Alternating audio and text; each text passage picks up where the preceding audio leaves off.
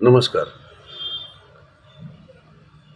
डॉक्टरांमध्ये सुद्धा आता पेशंट स्नॅचिंगचा प्रकार सुरू झाला आहे.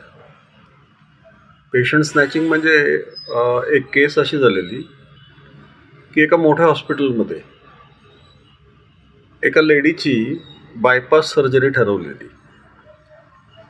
आणि इन्शुरन्सचा क्लेम केला आहे, म्हणजे प्री अप्रुव्हल पण आलं आहे.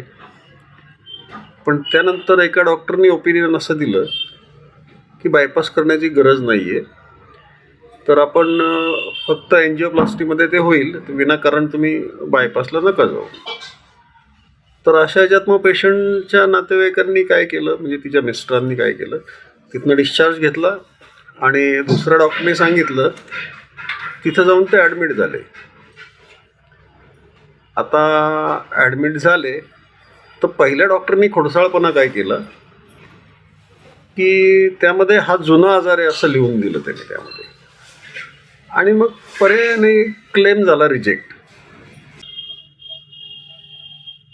आणि मग तो क्लेम जवळपास 10-11 महिने जो इन्शुरन्सचा जो लोकपाल असतो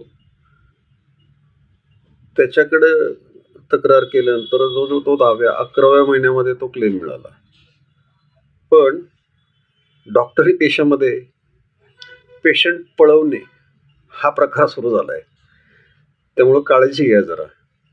काय आपण ओपिनियन घ्यायला म्हणून वेगळ्या डॉक्टरांना दाखवायला जातो, तर त्यामध्ये अशा गोष्टी सुद्धा उद्भवू शकतात.